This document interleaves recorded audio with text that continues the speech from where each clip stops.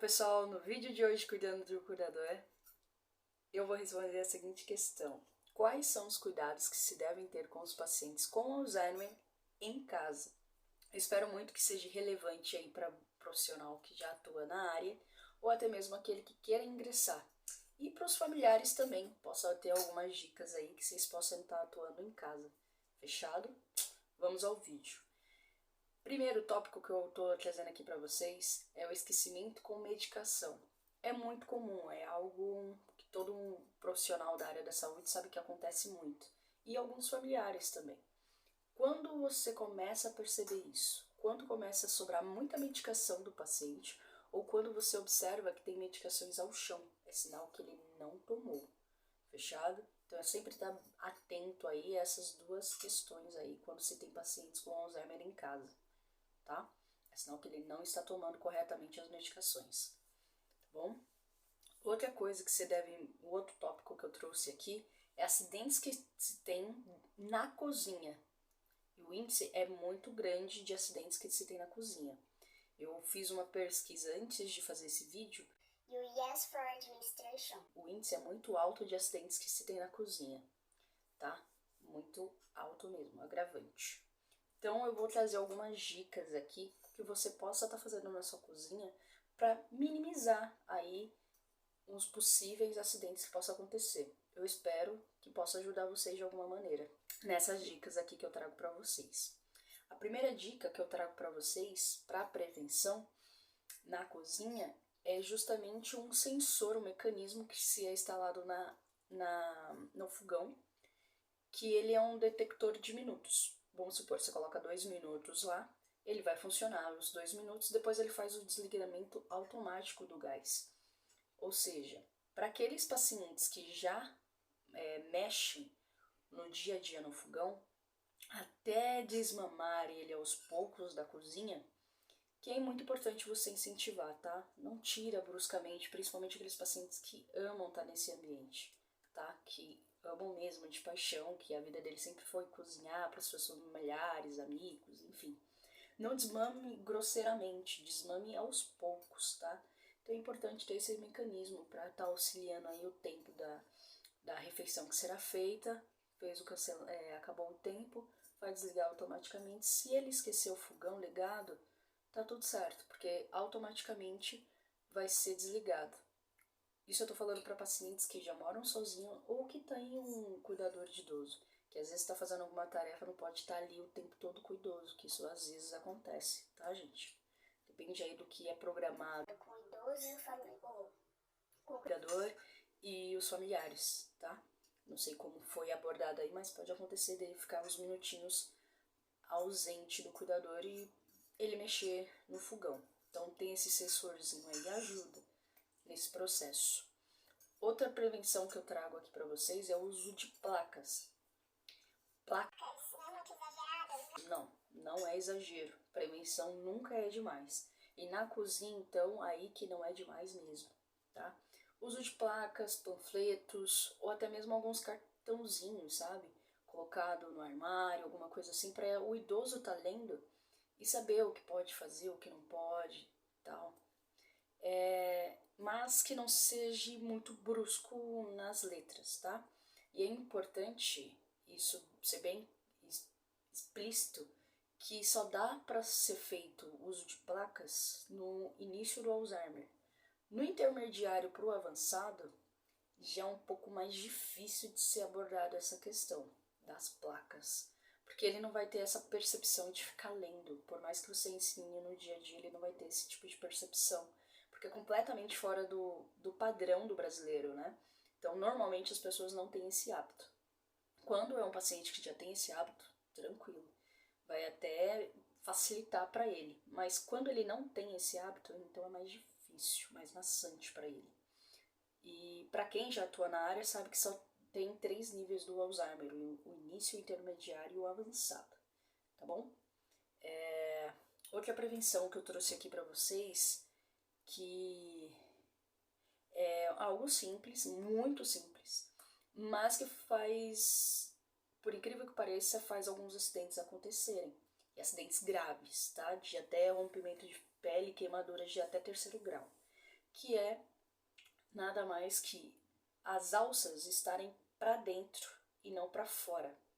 Porque quando as alças estão para fora, o impacto que o idoso batendo, ou para pegar alguma coisa no chão, ou enfim, esse impacto pode jogar algo quente em cima dele, tá? Então as alças é muito importante que esteja sempre para dentro, para que não ocorra esse tipo de acidentes. Outra coisa que eu trago para vocês também, por incrível que pareça, é a limpeza da cozinha. Parece algo que todo mundo faz, mas como eu disse para vocês, detergente, óleo, gordura em si é escorregadio. Então, já viu, ter esse cuidado com limpeza é essencial, principalmente na cozinha, tá? O que eu posso trazer aqui para vocês também, nesse sentido, para não correr o risco de escorregar, é que os pacientes tenham os sapatos antiderrapante ou a cozinha seja uma cozinha com piso antiderrapante, tá? Quem tiver essa disponibilidade, familiares que tiverem disponibilidade de ter um ambiente com piso antiderrapante é essencial, tá? Se não tem, e o cuidador conversar aí com os familiares, se houver disponibilidade, seria uma ótima, tá? Outro adendo aqui que eu trago para vocês é o detector de fumaça. Parece que é algo, mas isso só tem em apartamento e tal. Não, é um mecanismo que se dá para colocar em casa, tá? E é extremamente importante, tá? Principalmente para os idosos que gostam de cozinha, tá bom? Outra coisa que eu trago aqui para vocês, para caso de se pensar, é manter sempre um extintor na cozinha ou próximo à cozinha. Antes de entrar à cozinha, tem um extintor de incêndio apropriado para a cozinha. É importante aí que você converse aí com uma casa de bombeiros e tal, para falar qual é o melhor extintor aí para se ter na cozinha, tá bom? Para ser utilizado na cozinha, porque cada ambiente tem um extintor diferente. Se você for usar um extintor com água no eletrodoméstico, não dá muito certo, entenderam? Então, cada extintor tem um local específico. Então, é importante você encontrar uma pessoa aí que consiga abordar um pouquinho melhor, com mais credibilidade do que eu, nesse sentido de extintor. Mas se tiver, seria uma boa, tá?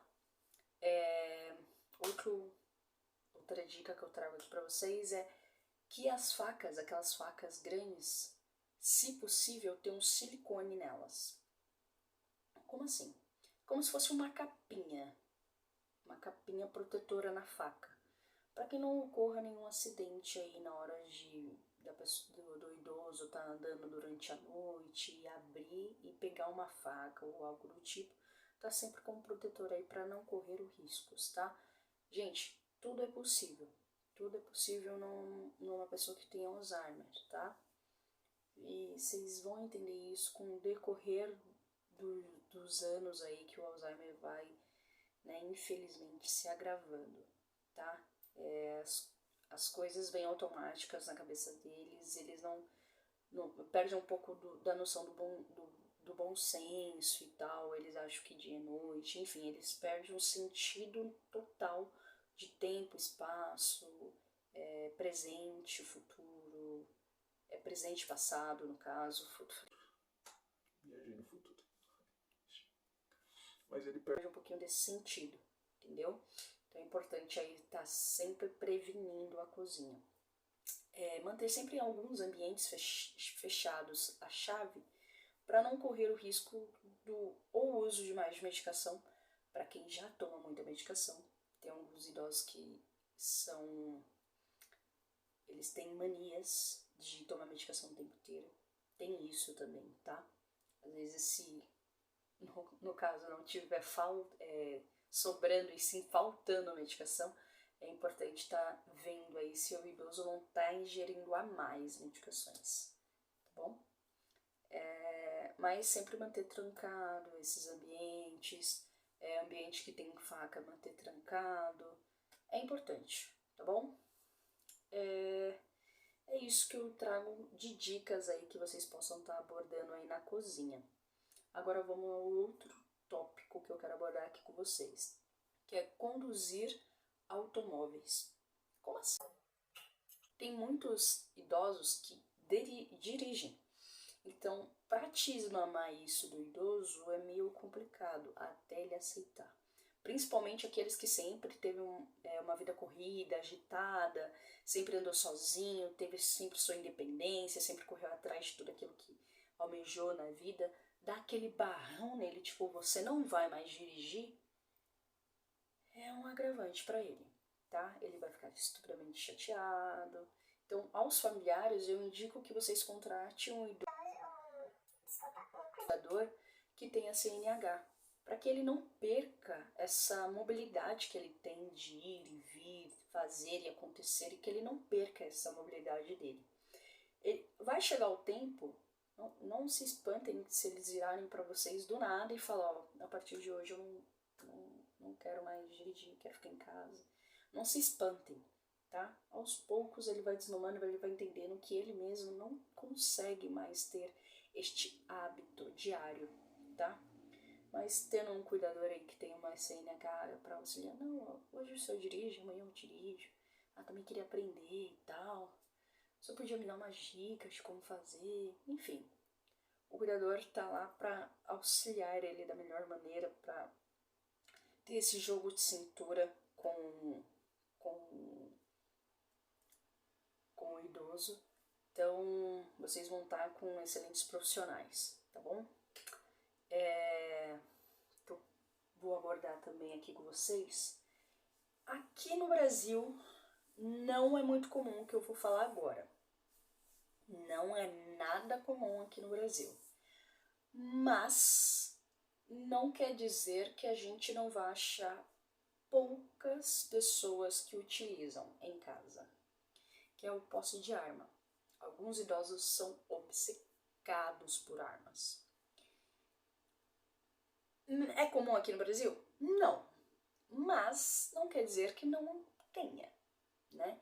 Então, se encontrar uma família que tenha posse de arma, ou o idoso tenha posse de arma, é importante você conversar com essa família a respeito dos receios que você tem, dos receios que já aconteceu, contar alguns casos que já tenham acontecido. Enfim, você fazer uma pesquisa geral e conversar com os familiares a respeito, porque posse de arma para uma pessoa que tem demência não é o mais adequado, né? Até para conseguir aí posse de arma é bem complicado. Isso não é comum aqui no Brasil, gente, porque aqui no Brasil é mais difícil você ter posse de arma. Mas não quer dizer que a pessoa não possa ter, tá? Então, se tiver escondido, que esconda ainda mais em 7 chaves, ou então escaferete. Finite questo, arma. Tá finito nisso aí, tá bom? Se for possível, converse com os familiares, tá? Não é um risco só para o paciente, é um risco para você, cuidador de idoso, tá bom? Entendam, conversar com o familiar, não tenham medo de conversar com os familiares, fechado? Eles são mais receptivos quando se tratam desse assunto, tá? Normalmente são mais receptivos, tá bom? Então não tenham medo de abordá-los sobre o assunto. Se vocês virem, ou se por acaso o próprio paciente falar isso para você, tá? Ou até mesmo os familiares numa conversa, se for muito comum na vida deles, eles vão abordar. E aí vocês falam do receio, tá bom? Que vocês têm. Agora, outra coisa que eu trago aqui para vocês é sobre a perambulação. Pera lá, para quem está iniciando, o que é perambulação?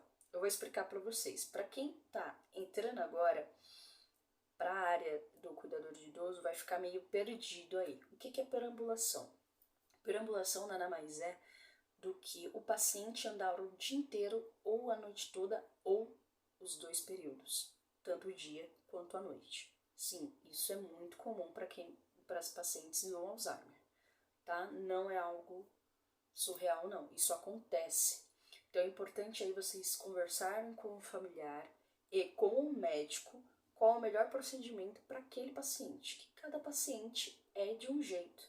Não é que um tem perambulação que vai ser o mesmo tratamento do outro que tem perambulação. Cada um vai ser tratado de uma maneira diferente. Até porque são 2 pacientes completamente diferentes, né? Então, cada diagnóstico é específico com uma medicação para cada um, tá? Então, sempre tenham em mente aí conversar com os familiares a respeito de qual o melhor procedimento para o seu paciente. Fechado? É isso, gente. Eu espero que vocês tenham gostado, que eu tenha agregado na vida de vocês, ou como um profissional, ou como um familiar. E é isso. Nos vemos no próximo vídeo. E eu fui. Cuidando de eu, cuidador.